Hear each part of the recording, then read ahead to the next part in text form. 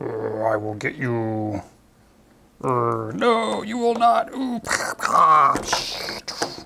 Yeah.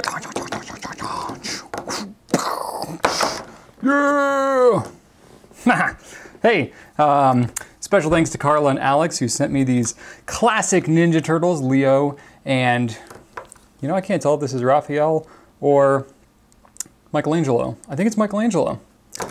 He was my favorite, actually. I don't know why. Actually, I kind of like Donatello too. I don't know. I have a hard time deciding which of my Ninja Turtles are the favorites. But anyway, it's time for another Goulet Q&A. This is episode 35, and it happens to be on June 13th of 2014, which is a Friday. So it's Friday the 13th. But I don't care. I'm not superstitious at all. But for those of you that are, you know, maybe you want to just cross your fingers while you watch this video or something. I don't know. Hopefully nothing bad will happen while I'm recording it. Just kind of what I've been up to first. I'd like to give a little update before I get all into it. This week's video is going to be an open forum. I got a slew of questions, like 24 different questions, lots of them. So I'm going to try and blow through them. But yeah, first off, if you didn't see the video that I published this past Monday on what we're doing at gouletpens.com, stopping doing nib sharing with Lamy and Pilot, you should definitely check that one out because it is kind of a thing. We also have some really exciting news that I can't share in detail yet, but Wednesday at our past weekly team meeting, we finalized our mission, purpose, vision, and company values. Super exciting. It has been a year-long process of discovery going through this, and specifically the last 6 weeks have been really intense. I personally helped facilitate 33 different meetings in the last 6 weeks over this process of defining all this. We've got a pretty cool culture here at Goulet. We got a lot of great stuff going on, but putting it into words was amazingly tough. Really kind of honed down everything. And we had everybody in our team was intimately involved with creating kind of this language around our values and all that. So it's really cool. I'm super excited to share it. I can't share it with you yet. It's going to take a couple of weeks before we actually get it ready for the website, and we don't want to just like blurt it all out because we've gone through such a process of discovery that we want to really prepare it and present it well as well. So expect in the next couple of weeks that'll be coming out. It'll be pretty cool. We'll have some videos and stuff around it as well. It'll be neat, and that'll really give you a lot of insight in language and stuff into like what it is that really makes us special here at Goulet Pen Company. I'm so excited about that. I can't even speak right now. I can't. So that's awesome. And the timing of that was really great too, because we met with, you know, some higher ups with Lamy and Yafa, who deals with Monteverde, Stipula, Delta, and Conklin, and then also with Pilot and Namiki. So in the last week. So that's been crazy, just meeting and seeing about like all of our potential like options and future possibilities with all of those brands. We've had some other opportunities as well, and it's just like really crazy that like as we've been defining our values and vision and all that kind of stuff, like all of these opportunities have just been coming to the forefront, and it's like, oh my gosh, there's almost too much here. We're gonna have to really decide and be intentional about what we're gonna focus on. So just know that there's a lot of cool stuff in the works. It's not anything that's gonna be like immediate overnight. There's a lot of planning involved with expansion and stuff like that, but that's definitely the direction we're looking to go, is to continue to grow and offer more stuff. So really just neat stuff. So now that we have the values and all that laid out, it makes it easier for us to make decisions about what's in line with the direction we want to go and what's not. It's really cool. So be a lot of conversation about that in the future. But anyway, today though, I'm here to talk to you about the questions that you have for me, specifically about fountain pens and things related to that. So I've got a whole slew of questions, so let's go ahead and dive right in. From Facebook, I'm sorry, I think you've told me your name before. It shows up in Chinese characters, or I think they're Chinese characters, I'm really not sure. I'm offending you terribly right now, and I'm sorry about that. But anyway, you did ask me, how do you make a pen drier? Making a pen drier is really tough. It involves some nib tuning skills. Making it wetter is relatively easy. Basically, all you have to do is kind of press down and flex out the tines a little bit. Don't completely splay them out, but flex them out a little bit to spread those tines, and that'll increase your flow. Making it drier is a little bit tougher and more involved. Basically, you can kind of pinch the wings of the nib. That's one way you can do it. If you kind of like are grabbing, you know, if these are the tines, right? My tines of my nib. If you kind of like grab them and twist them and crisscross them over top of each other, that can help to kind of bring them back together. And then, you know, you have to align them properly. That can work. You know, any type of adjustment like that you're doing, pretty much assume you're violating your pen's warranty. If you're okay with that. If you're not okay with that and you want it to be done properly, you're going to need to get it tuned by a professional. So either send it into the manufacturer to tune it themselves, or get it tuned by, you know, a reputable nibmeister, of which there are several, none of whom I'm officially affiliated with.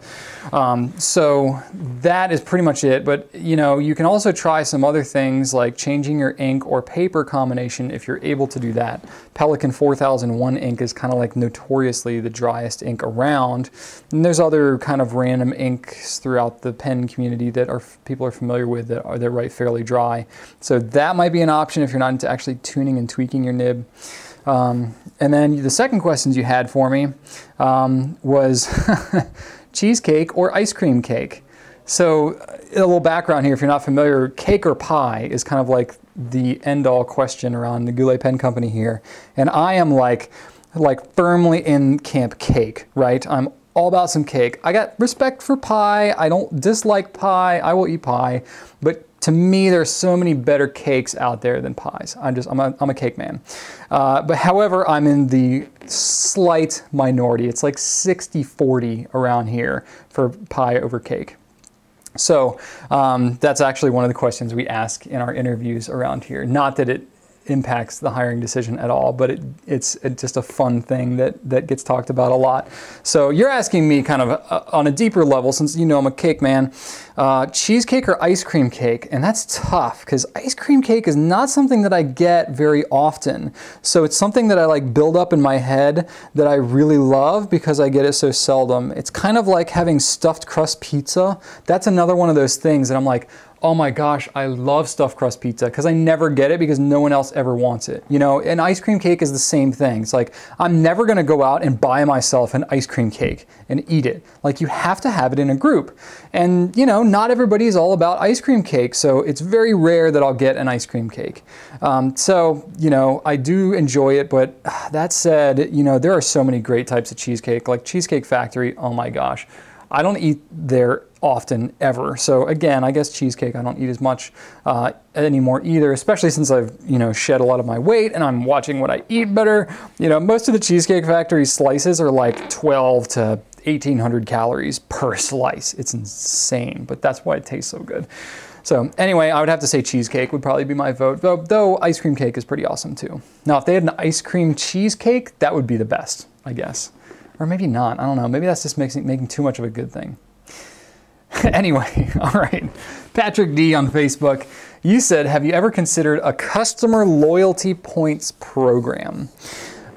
We did this a number of years ago for like a couple of weeks. They have that feature kind of built into, you know, right now we're hosted on Volusion. That's our e-commerce host, our third-party, you know, host for our website. I don't think that's any secret. You can see it plastered on the site. They have kind of a built-in, it's like a rewards type, you know, like a credit card reward type program. You can call it a loyalty program, but really it's basically just a points, you know, discount if you buy a certain amount.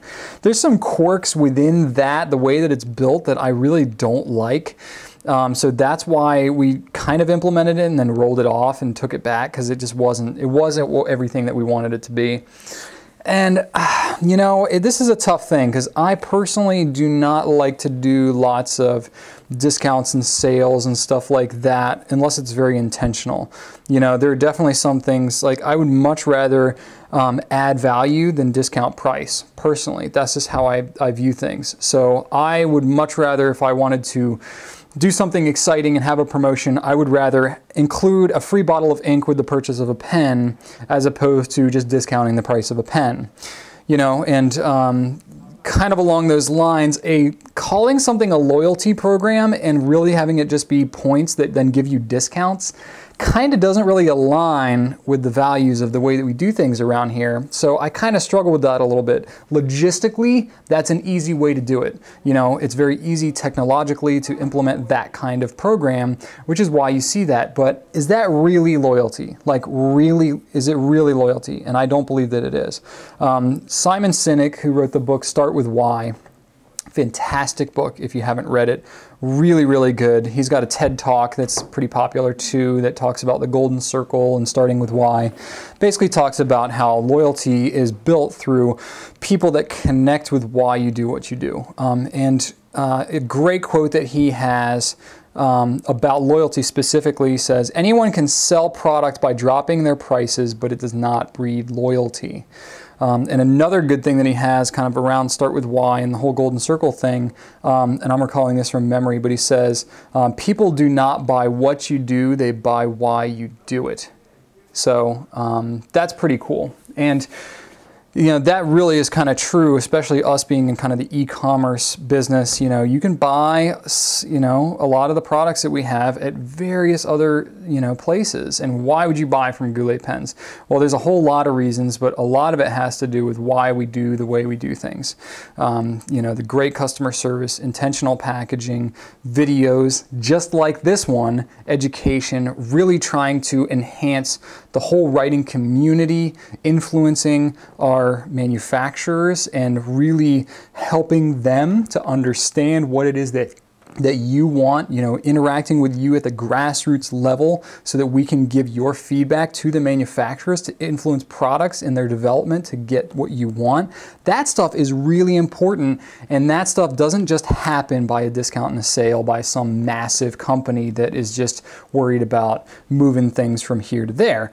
So there's a lot of stuff that's involved there, and you know, I'm getting kind of falling down a rabbit hole. But anyway, I believe that loyalty is built right now. You know, I am not sitting here in a budget finance meeting looking at numbers and trying to take you as an individual and put you into some category and have you on my P&L. I am breeding loyalty by committing my time to servicing you and sharing my knowledge with you, sharing my personality, educating you, interacting with you. After I publish this, I'm going to be on the comments, answering and engaging with you. That builds loyalty, not a points program. That points program stuff is nice. We're toying around with the idea, but that is not the kind of thing that I'm going to look at as what a loyalty program is. So anyway, that's a whole other thing. And that's, see, I told you, we'd be talking more about values and that kind of stuff, but I want to share this stuff with you so bad, but I can't, not yet. So anyway, I will move on because I have a lot of other questions. Edgar H on Facebook said, hey Brian, ink question, Diamine Blue Black or Diamine Twilight, which would you pick? By the color, I'd like to pick Twilight, but I've heard it's more prone to bleed through. Is that true? Also, they seem to be pretty similar colors. What do you think? Yeah, they are pretty similar, honestly. Twilight is a little more saturated. It has a little more of a greenish tinge to it. I honestly haven't done side-by-side comparisons of those two inks. I've used the two of them just kind of briefly over very different periods of time. So I can't really say like specifically one will bleed through better than the other, but Twilight I think is, because it's more saturated, it's going to be more lubricated, will have possibly more of a tendency to bleed through. That probably will depend greatly on the ink and the paper chosen as well. So I don't know, you might have to try and find some like more direct comparisons on that one. But I personally like Twilight a little bit better. But you know, blue blacks are just one of those weird things that a lot of manufacturers call something blue black, but it could be like a blue green, it could be like a gray with a little bit of blue in it. It can really be all over the place. So that's kind of thing that's going to be purely up to you. The best suggestion I have is to get a sample of each and try them both in the same pen, paper, whatever you're using, and see what you like better. Shane H on Facebook said, I saw an article online that negatively slammed Noodlers in private reserve. No way. The Noodler stuff was the same BS people always complain about and isn't necessarily true. Yeah, the private reserve stuff I hadn't heard though. I was able to disprove every claim but one, which is that private reserve inks have a molding problem. The insinuation is that the inks mold more easily than any other inks. Have you had any experience with private reserve inks molding, or is this another ink urban legend? It's not really so much an urban legend, more just outdated information. There was a period of time where a couple of inks had a molding problem with private reserve, but they stamped it out right away. And honestly, this hasn't been an issue since I've been carrying the brand for the last 4 years. I mean, mold happens here and there. It's happened, you know, with Devon. It's happened very rarely with Noodlers. Is it ever an issue? But, you know, it's happened with just about every ink maker that I can think. I haven't really heard of it happening with Iroshizuku, maybe once. But, you know, if it's like something that happens so incredibly rarely, I almost have to wonder if there's something environmental or something else going on that's causing it. But in terms of a widespread issue, it's really, at least right now, it's really not an issue with anybody that I'm thinking. You know, Devon is really the only one that it's kind of a recurring issue, because they, a number of years ago, went to kind of like a no biocide, like all natural ink. So it crops up more with them than anybody else. They're good about replacing it, but even still, it's not like every day this is happening. It's still pretty rare. And so I don't think it's anything you need to worry about. And honestly, if you buy it and you have a molding issue like that, I mean, all these companies, they look to stamp that out right away, because they know that that is like, you know, what is it, the Black Death, or like whatever the opposite of a Midas touch is, it's that, you know, it's like a mold issue comes out about their ink, it will just spread like wildfire throughout the community, and that's bad. So they look to stamp it out right away. They'll make it right. They'll send you ink or whatever retailer you're buying it from. I mean, I know if we ever get a mold issue, like, we take care of it right away, no problem. So I wouldn't worry too much about it. But yeah, that in general, I'm pretty sure I know, even though you didn't reference it, Shane, I know probably who you're talking about in this article that you mentioned, and it's pretty much bunk, and it's also pretty old info. Flavio A on Facebook, does the color of the paper influence shading? Will I get less shading from an ivory colored paper than from a white one? Also, do you have any plans on selling Oxford notebook or notepads? So you're asking about shading. It doesn't necessarily, the paper color doesn't necessarily affect how much an ink shades from a, you know, properties standpoint. I don't think there's anything as far as paper color that truly influences like the physical nature of the ink. But I think it definitely impacts the color of the ink and how it shows. Specifically, if you have, you know, the less saturated the ink dye is. So if it's like a really dark saturated ink that doesn't shade much, it'll be a little less influenced by the paper, because it's not going to be as translucent, the ink will. And so you're not going to see as much of the paper kind of coming through. But if you have an ink that is highly shading, that will be much more influenced by the paper color underneath.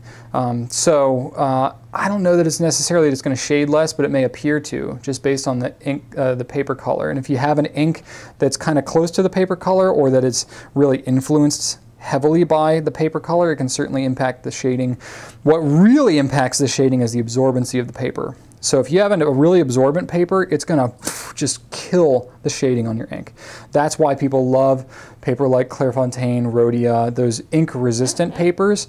You get a lot of shading, which is something that you can't get in a ballpoint or a roller ball. So that's part of the really cool aspect of using fountain pens and using some of these ink colors, is you get to get that shading out of it. It's funny because a lot of people who are just new into fountain pens don't realize that shading is a really desirable quality result of using a fountain pen, and they think that something's wrong with the pen. They're like, the color looks so different as I'm writing it, you know, from the one part of the letter to another. Something's wrong, my ink is weird, or my pen is broken or something. And I'm like, no, that's actually a good thing, you know, or it can be. Some people don't like shading, but, you know, try a different ink, or you can, you know, do different things.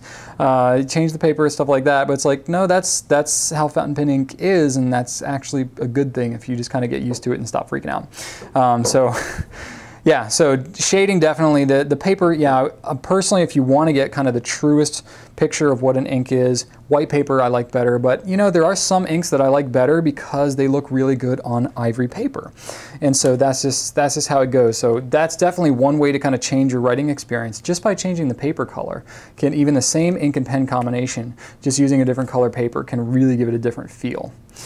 And then you asked, secondly, about planning on selling Oxford notebooks, notepads. I'm not planning on that at the moment. No, we're not really planning to expand paper drastically at all right now.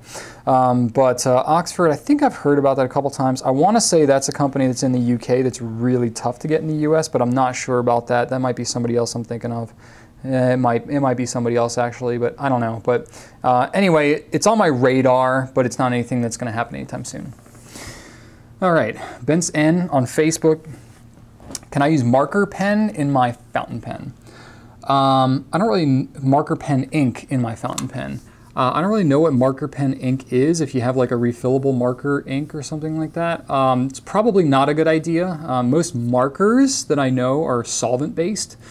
Usually, I don't think they sell them as disposable. So I'm not super knowledgeable about non-fountain pen inks. So it may be that you have some kind of refillable marker. Unless it's using like just a regular water-based ink, I would not put it in your fountain pen at all, especially if it's something solvent-based. So stick with water-based fountain pen ink, stuff that's really kind of marketed and packaged up with fountain pens. There are some other inks out there that you can get, some like, you know, Higgins type stuff and other, you know, shellac based things for calligraphy pens and all that. Marker type inks, like you don't want to put that stuff in your fountain pens. You want to stick with just the straight up water dye based inks usually. There's some pigmented inks that are specially formulated for fountain pens, but those are even those are rare. Dye based water based fountain pen ink is the way to go. Matt Z on Facebook, are there any plans to expand the Goulet nib line? Recently I got hold of a 0.8 millimeter stub and I really enjoy it, while a 1.1 stub might put out too much ink for copy quality paper. Perhaps a 0.6 or 0.8 would be more appropriate. So we get our nibs made from Jovo in Germany. The smallest they have is a 1.1. If we wanted anything smaller, we'd be into custom work, and then the price of it would be insane. So basically, no, we're not looking to expand into smaller stubs. I have gotten requests for that. I do think it would be cool, but there's really not a good way for me to get a hold of that. Yeah, and generally industry-wide, I really don't see fountain pens with stubs that are smaller than a 1.1, unless it's a custom deal. So, I don't know. I'll keep my eyes peeled. If you see any, let me know. Bradley G on Facebook, I'm looking for loose leaf paper that works well with fountain pens. Any suggestions? I've been asked this several times already. I don't have a lot of experience with loose leaf paper personally. I know there have been some good suggestions. My favorite is the 32-pound HP premium laser paper. That stuff is awesome. It's fairly thick. You know, 32-pound is fairly thick. That's over 100 gram. I want to say it's more like 120 gram. So it's not like cardstock thickness, but it's pretty thick stuff. So you could go that route. It's a little more expensive than your regular copy paper. It's going to be like 18 or 20 bucks a ream, which is 500 sheets. But in the grand scheme of things, like for like Clairefontaine type prices, it's going to be cheaper than that. So that's a good way to go. But it's just going to be plain white paper, you know, no lines or anything like that. But a neat trick though, if you want to do lined stuff, if you're like writing a letter or something like that, what I like to do is I like to take a lined sheet of paper and put it underneath my blank sheet. That way you can still see the lines as you're writing, but it doesn't actually show any lines on the paper because it's a blank sheet of paper. So it makes it look like you have unbelievably, you know, great skill at writing straight across your paper. Of course, what the person who's receiving your letter is not realizing is that you're using lines. It's just underneath the sheet. So that's a sweet trick. But here in the Goulet office, we use an HP 24-pound laser jet paper that's really good, not as thick, not as premium as the premium laser jet. It's also not nearly as expensive. It's like half the price. So still gets the job done really well, looks great with fountain pen ink. That's what we use around the office here because we use a lot of paper. So that's also really good stuff. Tristan N on Facebook, when can we expect a duet with you and Rachel? Oh, I like this one. Yeah, I don't know, probably never. I don't know. It's funny because we've done a lot of performance and stuff in the past. I don't know, I won't say never, but you know, for those of you that don't know our background, Rachel and I met. We were 17. We were at separate high schools here in the state of Virginia. I'm from the Richmond area, which is central Virginia. Rachel is from northern Virginia near DC. So we're like, you know, 2 hours away or so. So we auditioned for this like all-state level singing event called Honors Choir, and we both made it. It was only for high school seniors, and it was at the Homestead Resort in Hot Springs, Virginia. Which you've never seen that, go look it up. It's pretty banging resort. And we were like 17, and it was like unreal going to this thing. And I kid you not, I saw her from across the room, and I was like, I gotta go talk to her. There were, you know, 50 or 100 other girls that were there, but I saw her and I was like, I gotta go talk to her. And so later that night, I was walking around with some guys that I just met at the event, and I saw her. She was bowling with like 10 guys. I'm not joking, like 10 guys that she knew from like the science and technology school. Like they were all, you know, they seemed like nice enough guys, but you know, they weren't really a threat. So I just went up and talked to her. She was bowling with this group of guys that she knew, and I just went up and talked to her and introduced myself. And you know, the rest was history. We hit it off like that. It was a 3-day event. We spent the rest of the 3 days together, traded email addresses and instant messenger back when that was a thing, and just kept in touch after that. We were long distance for almost 2 years, and then we were both at Virginia Tech together, graduated, got married, boom, business, kids, blah, all that stuff. And that was almost 13 years ago. So, but anyway, so the two of us basically met because we were singers and we have musical backgrounds. I have played a variety of instruments in my life. I had to actually sit down and recall them all. I couldn't pick them all up and play them today because some of them it's been a while, but in my past I have sang both baritone and tenor too. I played the clarinet, bass clarinet, and the contrabass clarinet, which I actually got to the state level in high school on contrabass clarinet. I played the tenor sax. I marched that in the Heidi Tidies at Virginia Tech. I also played the Barry sax in the jazz band at Virginia Tech. The sousaphone, which I marched in Heidi Tidies as well. I played piano, guitar, and bass guitar. Did that for a while. Rachel sings, plays guitar, bass guitar, and piano. She can actually sing and play bass at the same time, which is a gift. That's really hard. And she mentioned sometime like she was on the worship team at her church. Her whole family basically was at a church when she was growing up. And she has at times played piano, bass guitar, and sang at the same time. I don't know how she does it, but she's got a gift. So yeah, we could definitely do something. We've got a lot of other musicians here too. I may not know everything that everybody plays, but I know that Trevor, if you go to our About Us page on Goulet Pens, Trevor, he sings and plays banjo in a River City band. He's like in an actual band. Adam here, he majored in music, sings, plays piano, guitar, and he's actually learning the banjo right now. Trevor's kind of helping him out and teaching him. So that's kind of cool. And Adam and I both were in show choir together in high school. Really kind of funny. The whole sequins vest and tuxedos and top hat and everything. It's ridiculous. Maybe I'll have to pull up some of that footage one day and show it to you. It'd be pretty hilarious. Yeah, Ben here, he has actually got an album. He sings, plays guitar, and does harmonica. Maybe some other stuff too, but that's what I know for sure. Sam here sings and plays guitar, and Jacob sings and plays guitar as well. So we got all kinds of musicians. Hopefully I didn't leave anybody out. There may be other secret musical talents around here, but very talented group of people here at our company. We've joked about, you know, starting like a barbershop quartet or doing, you know, a little band or something. I mean, it'd be pretty eclectic. Lots of guitars in our little band, but I don't know. Maybe something fun. Maybe one day we'll consider that. All right, Ryan G on Facebook. What are some of the wettest inks available for those who use? For those of us. You wrote the word use. That's why you're throwing me off. Okay. Start over. What are some of the wettest inks available for those of us who love gushy flow? Noodler's Rome Burning, Private Reserve Tanzanite, and Waterman Serenity Blue are some that come to mind, but I'm always looking for more. Also, I love your Q&As. Your answers are always excellent. Well, thank you, Ryan. I would not agree that my answers are always excellent, but I always try my hardest. So anyway, thank you for that. I appreciate that. Okay, wet inks. Yep, rum burning. Okay, Private Reserve Tanzanite. Those are all wet ones. Noodler's Eel series, Polar, and the fast drying Noodler's inks. Any of the fast drying Private Reserve inks, those all write very wet.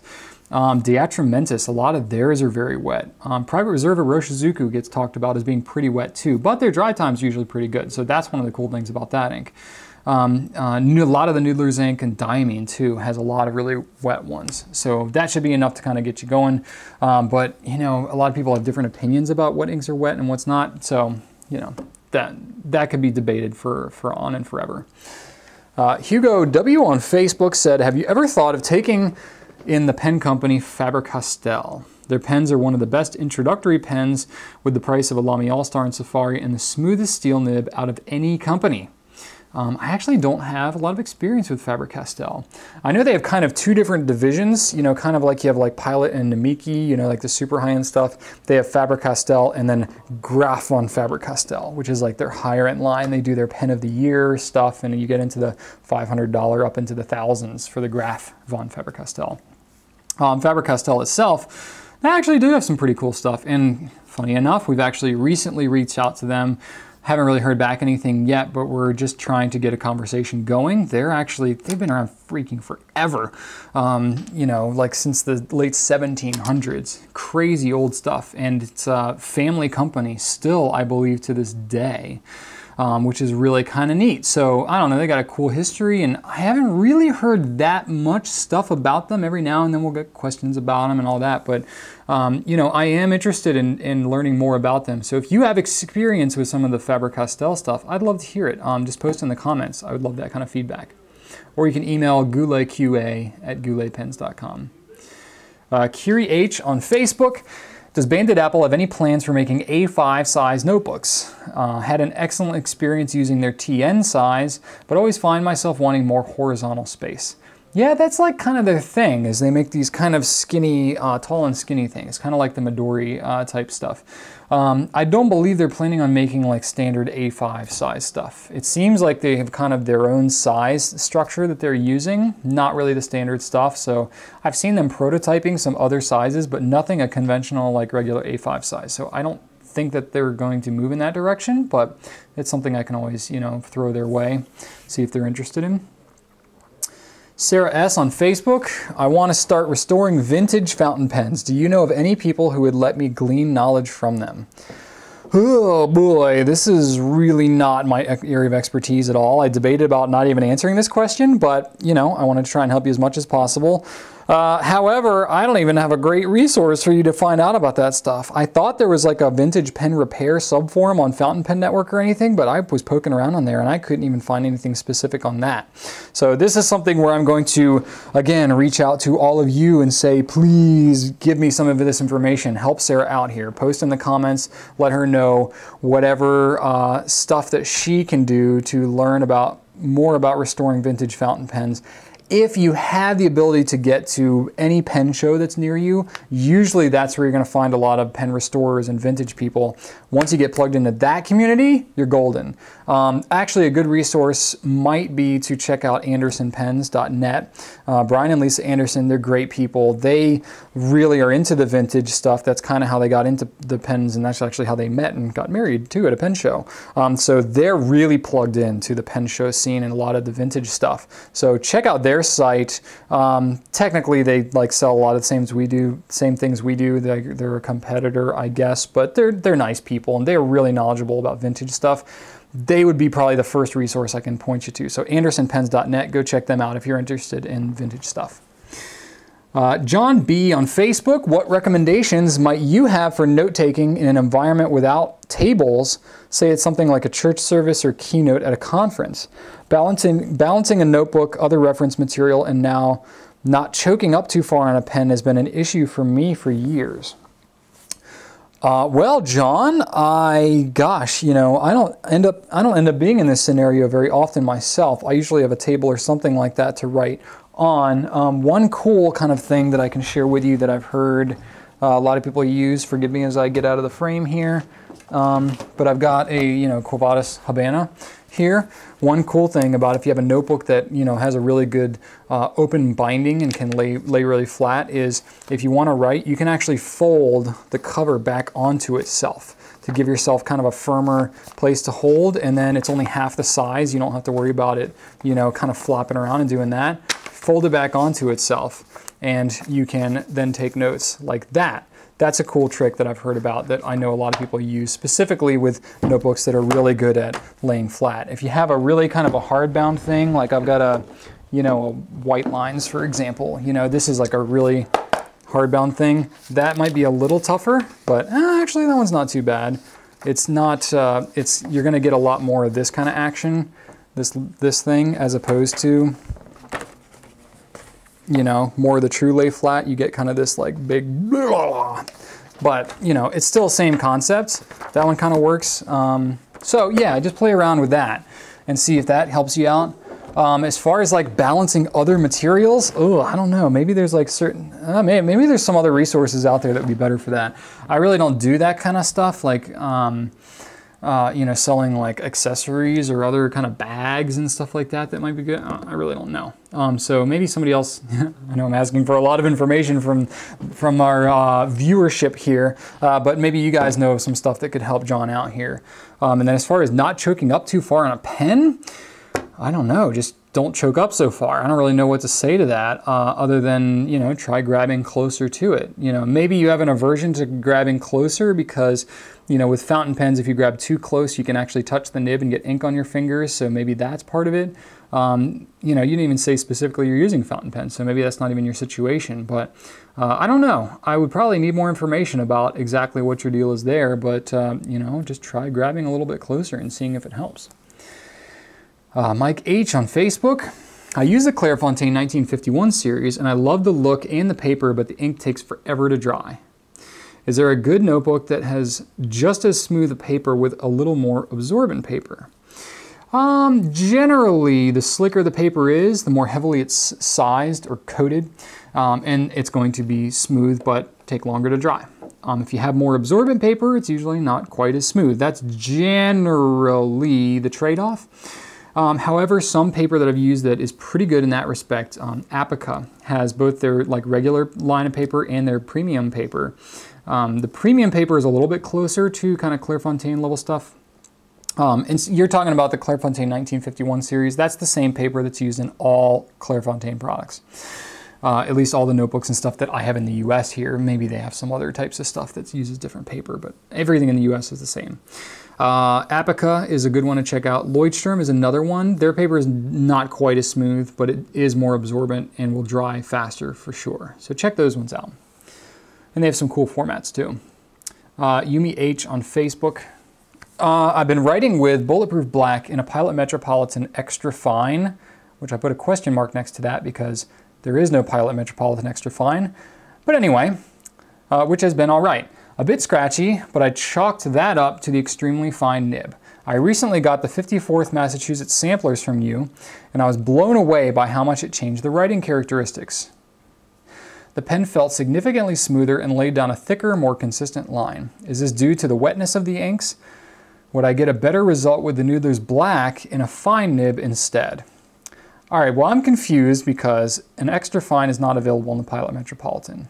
Pilot does have a nib on the penmanship that's an extra fine that can swap onto a Metropolitan. I don't know if that's what you did, but if it is, okay, but that part's really not that super critical. Okay, so you're talking about using a finer nib and it's writing wetter with 54th than it is with Noodler's Black. Okay, so really this is just a characteristic of the ink. It's different amount of lubricant, different dye, different stuff like that that's used in the ink and it's causing it to write a little wetter. You're talking about it not writing as, you know, so you said thicker, more consistent line. Okay, felt significantly smoother. I'm willing to bet the reason it's feeling smoother is because you're not putting as much pressure down. Probably you're using a nib that's a little bit finer than what you personally prefer, what your mind is wanting to see. So you're writing with more pressure and that's making it feel scratchier because it is, because you're writing with pressure, it's spreading out the tines as you write and it's scratching. When you have a wetter ink, you're lightening up on that pressure because you're getting the width that you want and it's feeling smoother. I'm willing to bet that's what's happening. It's probably not anything to do with the actual lubricant in the ink, though that may be a factor. If it's a wetter flowing ink, it's possible that there is more lubricant in there and it is actually lubricating the tip of that nib to make it feel smoother. But I'm more than willing to bet it has to do more with your own mind tricking out your hand and saying, I need to press harder with this fine nib in a drier writing ink than I do with the wetter writing ink. So I would say try both inks in different versions of pens, different nib sizes, and see what you like, and then just use whatever it is that you like. You could also try, you know, mixing Noodler's Black and 54th a little bit to get some combination of the two that may be to your liking as well. That would be another thing cool to try. But I would do that in a small controlled setting first. But yep, it's definitely the case that some inks just play nicer with some pens, and a lot of that is just personal preference. Erin W on Facebook. Hey Brian, I love writing with my Pilot Metropolitan. It's so smooth. I usually have it filled with Noodler's 54th. And this is funny. The only thing is I feel like it writes just a little too wet. And I put these back to back on purpose. This may just be a result of it being in a medium nib or the ink that I'm using. But before I break down and shell out for the sweet, sweet fine nib version, is there any way to customize or adjust the nib and feed to control the flow of ink, kind of like with the Noodler's Nib Creeper? Thanks. No, it's a different pen. The Nib Creeper, when you're messing with the nib and the feed on that one, it's really just more to get the flow to operate consistently than it is to get it to write wetter or drier. So there's nothing like that you can do on the Metropolitan. It's, you know, nib and feed is in there, friction fit, set, locked in, and it writes, and that's how it is. There's really not a lot of adjustment. You know, if you want, you can press down and flex out those tines a little bit to spread them out to get it to write wetter, but that is not your issue. You do not want it to write wetter. As far as writing not as wet, pretty much changing ink is the only way to go unless you get a thinner nib. Personally, I think that if you like the way that 54th feels, I think you would probably love that Pilot Metropolitan fine. And I'm not just saying that because I'm trying to sell you a pen. You can get it anywhere. I don't really care. You know, but I think from what you're telling me here, I think that's the way to go. I think that fine nib would be great for you, honestly. And judging from what Yumi said here, apparently it writes great in the fine nib, 54th does. So I love just hearing feedback from different people because so much of this fountain pen hobby is a double-edged sword with, like, you can get this really cool kind of personalized, customized, you know, iconic, idealistic writing experience because it is so personal and so varied from one pen to another and one person, the way they write. But at the same time, it can drive you a little crazy because you're constantly hunting around looking for kind of that perfect feel. And once you know that you can tweak and kind of individualize your own writing experience, then you kind of just want to look for that kind of that perfect one. But man, let me tell you, when you get it, you really get it. All right. Let's see here. KDS. I've got a cheap Indian pen. KDS from Facebook. I've got a cheap Indian pen with a very scratchy nib. You can feel a scratchy snag on the nib. Does it have to be ground down by someone, or can I just use some fine sandpaper or something to smooth out the imperfection? Well, if you got a cheap Indian pen, I'm willing to bet you paid a couple of bucks for it. So it's probably not going to be worth you spending $30 or $50 to send it to a Nibmeister to grind it down correctly. So I would say this is a great opportunity for you to mess around with it yourself. I would not use sandpaper because sandpaper is going to be way too gritty to use and it's going to destroy your nib. What you're going to want is at the most use like a 12,000 grit micro mesh. It's the same concept as sandpaper, but it's super fine grit. It's probably the equivalent of around a 36,000 grit sandpaper, okay? So I would try using that. And if you, I've got a couple of videos on that. I've got one on using micro mesh, and I show, you know, how to do it and the kind of the figure 8 pattern and all that stuff. And then I show how to do the same thing with Mylar paper, which is essentially just an even finer version of micro mesh that is really for kind of fine honing your nib. So that stuff is relatively inexpensive. I carry it on gouletpens.com. You can get that for a few bucks. You can have that and it lasts forever. So you can use it on whatever of your pens you want. So it's a small investment. You can mess around with it yourself. It's hard to do like really permanent damage with something like Mylar paper especially, but micro mesh, you can damage your nib if you really go crazy with it. But you're relatively safe in experimenting with that. Jennifer Z on Facebook, what's the best way to get started if you want to learn how to make a pen but have no idea where to start? If you're talking about pen making, well, that's actually how I got into the whole pen thing years ago. I started about 7 years ago. Yeah, almost 7 years ago exactly. The best resource that I found, and I'm a little out of touch with that community now because it's been about 5 years since I've really done anything with pen making. But if you're talking about like turning pens out of wood and acrylic and using kit pens and stuff like that, the best resource I know is the International Association of Pen Turners. It's kind of like the FPN of the pen making world. Their web address is, I think it's penturners.org. So go check that out. Lots of great information. You can just go lurk on there if you don't want to actually create an account. Lots of good information on there, though. People that are kind of turning pens and have lots of good information on how to do that. There's also a pen making sub-forum on Fountain Pen Network. I think a lot of people are on both forums, but the FPN forum is also a decent place to check. Next question, Ahmed K on Facebook. What kind of things can you specify when commissioning Jowo to make nibs? Are you able to suggest how smooth you want it, tolerances, etc.? I'm just wondering if all Jowos were created equal or not, since a lot of pen manufacturers use nibs made by them. It's hard for me to say what other companies are doing because now you're getting into trade secrets and stuff like that. From my understanding, I believe that Jowo makes most of their nibs relatively consistently. They don't vary them a ton, but I believe that there is definitely some customization and stuff like that that goes on at the manufacturer level, especially if you're talking like a large pen company. They may not even advertise the fact that they use, Jowo or Bach or whatever. They're pretty much the big players. They may not even advertise who makes their nibs, but I'm sure there's some tweaking and stuff that goes on. That's really kind of a trade secret thing that I'm not privy to as far as, on a manufacturer level, what goes on. But I would say that from my experience, the nibs that are just coming straight from Jowo are pretty awesome and don't really need a lot of adjustment and tweaking and stuff like that. Here we get our nibs here at Goulet. We do definitely inspection and some tweaking and stuff like that, just to make sure that they're kind of up to our standards. But Jowo's quality is pretty awesome just as it is.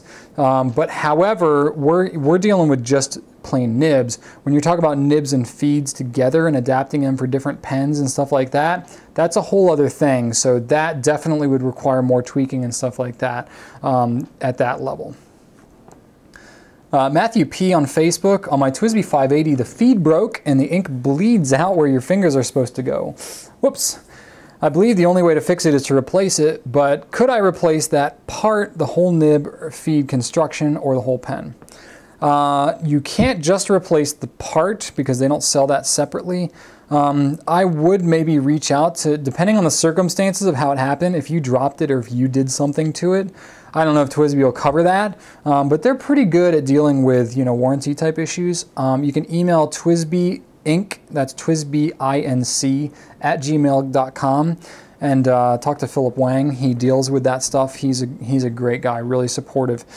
So that's what I would do. Just, depending on your situation, if you know that it's something you did and you broke it and all that, please don't. TWSBI's really good, but they've got a lot of other things to do, and if you know it's something you did to it, just get a replacement nib. You can buy replacement nibs for the 580. It's the whole nib unit, housing, feed, all that kind of stuff. It's going to cost you a little bit, but if it's something you did to it, you really should pay for it.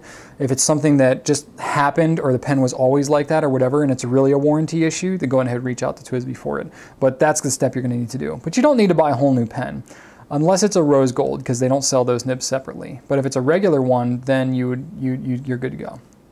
All right, a couple questions left.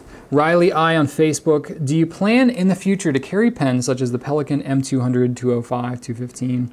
We did that once before. We had some lackluster, you know, success with it. They've done a couple of price increases since then, and now you're looking, what, a list price of $165 for a steel nibbed, you know, M200. Whew, that's a tough pill to swallow, you know. The 215s are even more expensive. So we get requests for it every now and then, but if you look at all the different color options, the different models, all the different nib sizes and stuff, it's quite an investment to get into that. And we just haven't been able to justify it based on what the demand actually is from our customers. So yeah, it's probably not likely in the near future that we're going to get into it too much. However, well, we can always do special orders. So you can shoot us an email, you know, at info@gouletpens.com, and we'll be happy to you know, talk to you about that. All right, Devon G on Facebook. Ooh, I'm really thirsty. Do you mind if I take a drink of water here? All right. My Namiki Falcon resin with a fine nib has been a problem child since day one. It's an incredibly hard start, skips a whole lot, and really railroad tracks. I don't think I've sprung the nib, and I've cleaned it very well. I've used a whole slew of different inks. I've checked alignment with the nib and the feed. Nothing works. I want to love this pen. Help. That's sad, Devon. I'm sorry. All right. It's hard for me to say, just based on this, exactly what your issue is. The one thing I can say about the Falcon is it does have a soft nib, and it's not completely unheard of for people to spring the nib. That's over flexing it to the point where it doesn't go back to the way that it should be. Unfortunately, that just happens sometimes, and you know, Pilot is pretty good about warrantying that kind of stuff, but it depends on how seriously it was overdone. So that is something, you know, Pilot Namiki does warranty their stuff. So if it's a true defect and it's like, if it's been a problem, you know, like you said, problem child since day one, it's never written well. You know, we've noticed this not like ever since the Falcon's been out, but like in the last few months, it's not been a widespread issue, but we have had a few kind of just unexplainable, unfixable on our end pens that have had kind of these flow issues and stuff. Pilot's been pretty good about working with us. If you got the pen from Goulet, shoot us an email, info@gouletpens.com. We'll work with you on it, okay? If you didn't get it from us, contact whoever you did get it from and see what they can do for you. I will say that Pilot's pretty good about working with you on that. You may have to wait a little bit to get it taken care of, but if it's, you know, through us, what we would do is take the pen back, we would deal with the warranty stuff directly, and we would swap out the pen for you. So it would be the lowest amount of pain and agony that you'd have to tolerate to make that happen. That's part of what we try to offer. But if you didn't get it from us and you don't want to deal with wherever you got it from, then you can go ahead and send it to Pilot Namiki directly. We've got their warranty information on our FAQs on gouletpens.com, so you get the address for Pilot Namiki and all that, and get that taken care of.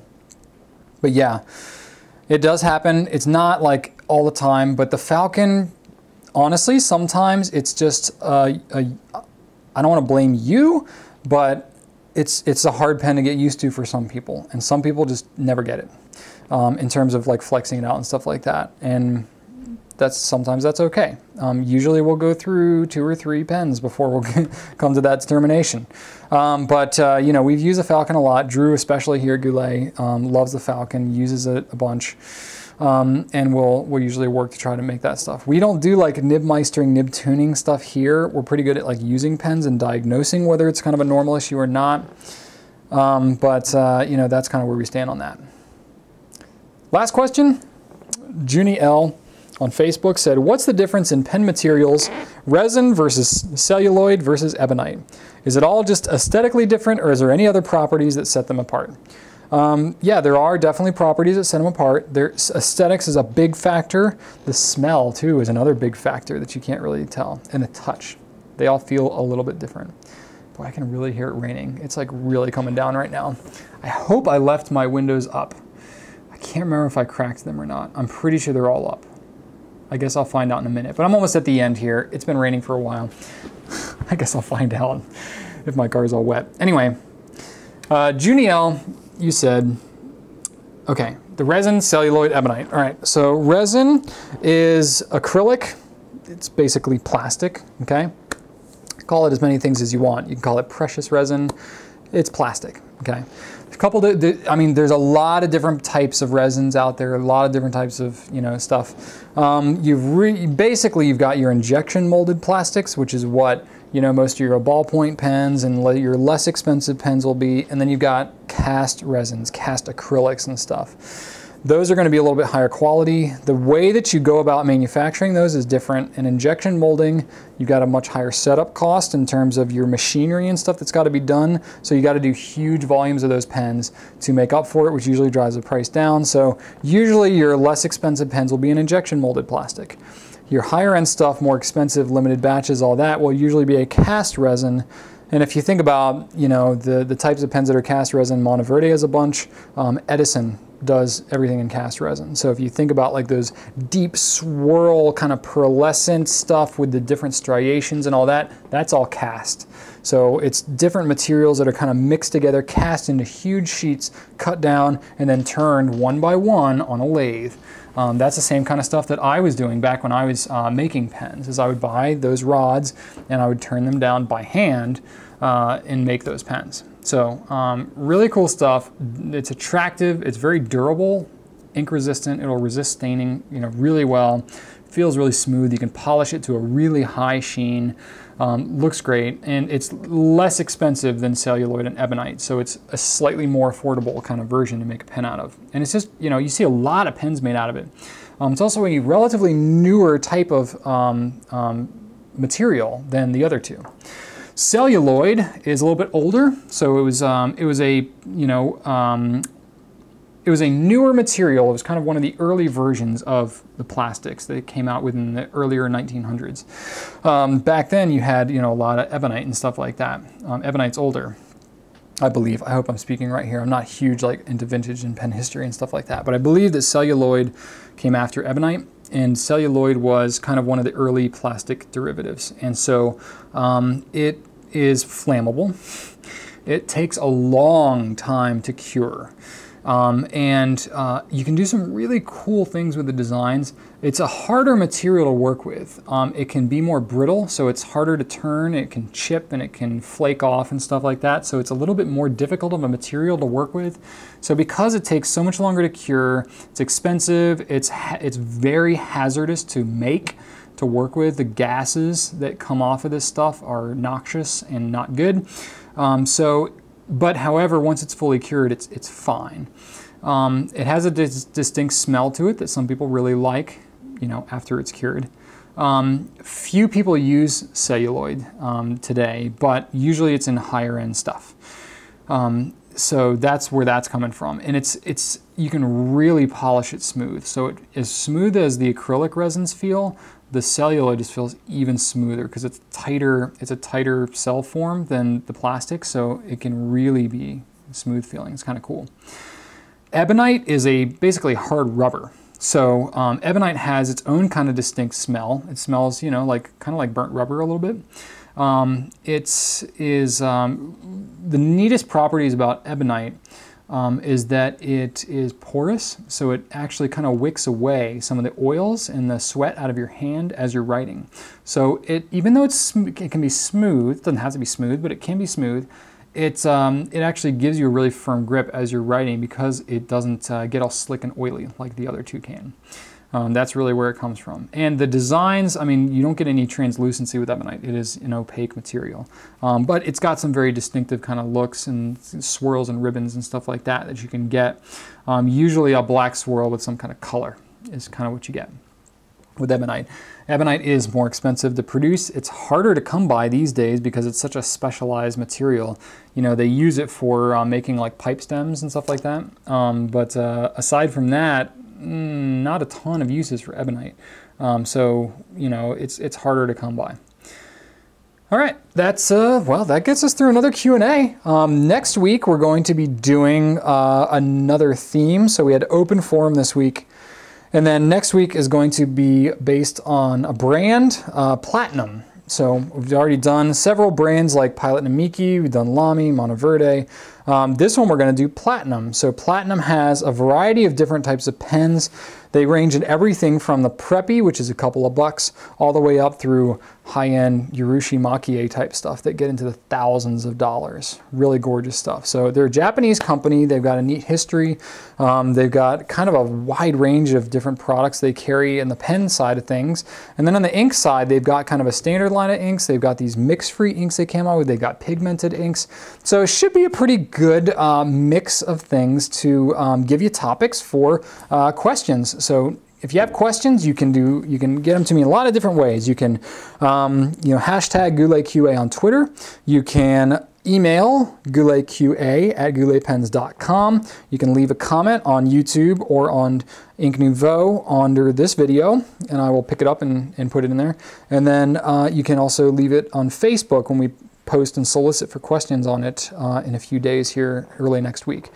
So that would be great. It's going to be next Friday that we do that. It's kind of a regular Friday Q&A thing, and that'll be number 36, and we just kind of keep chugging along. I'm really enjoying the Q&A format, just kind of laid back. I love that I can just kind of like open up and engage with you like that. A lot of the videos I do are a little bit more shorter, and I'm just really straight to the point. So it's cool to be able to share kind of more behind the scenes type stuff that I do.